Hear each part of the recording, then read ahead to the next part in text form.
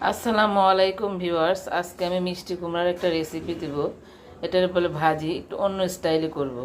এভাবে করে দেখবেন, খেতে অনেক মজাদার এবং সুস্বাদু হয়। সাথেই থাকবেন। কড়াইয়ে আমি সাদা তেল দিয়ে দিয়েছি। এখন একটা ডিম দিয়ে দিব।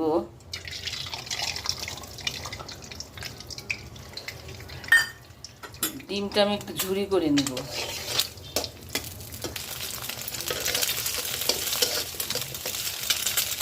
ডিমটা ঝুরি করে আমি একটা বাটিতে উঠিয়ে রাখবো।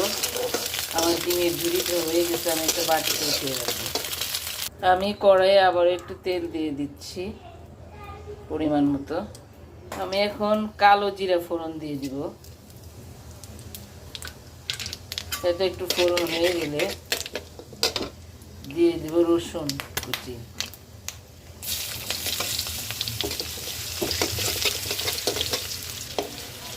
আমি একটু ব্রাউন কালার হইলে দিয়ে দেবো পেঁয়াজ কুচি।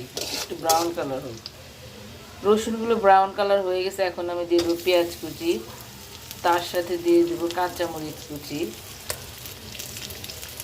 ফ্লেভারের জন্য।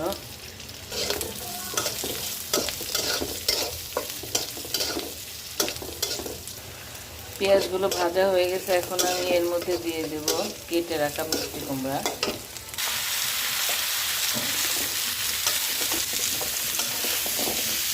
দিয়ে দেবো স্বাদ মতো লবণ। কালার আসার জন্য দিয়ে দেবো হচ্ছে হলুদের গুঁড়া। ভালো করে এখন নেড়ে চেড়ে দেবো। নেড়ে চেড়ে ঢেকে দেবো এখন সবজিটা সিদ্ধ হওয়া পর্যন্ত। এখানে আমি কোনো পানি দেবো না। এখন আমি ঢেকে দিচ্ছি। ভিউয়ার্স, এখন আমরা একটু নেড়ে চেড়ে দিব।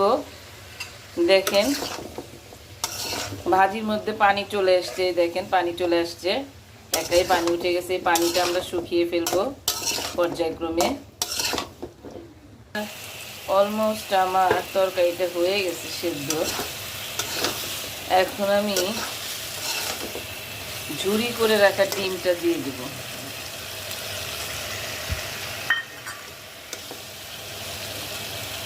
নেড়ে চেড়ে এটা মিশিয়ে নেব।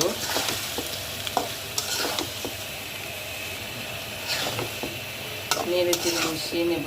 ডিমটা মিশিয়ে আমি নামিয়ে ফেলবো। এটা আপনারা রুটি দিয়ে খাবেন, খুব মজা পাবেন। রুটি দিয়ে, পরোটা দিয়ে এই সবজিটা খেয়ে দেখবেন, অসম্ভব মজা লাগে এবং খুবই সুস্বাদু। আপনারা এভাবে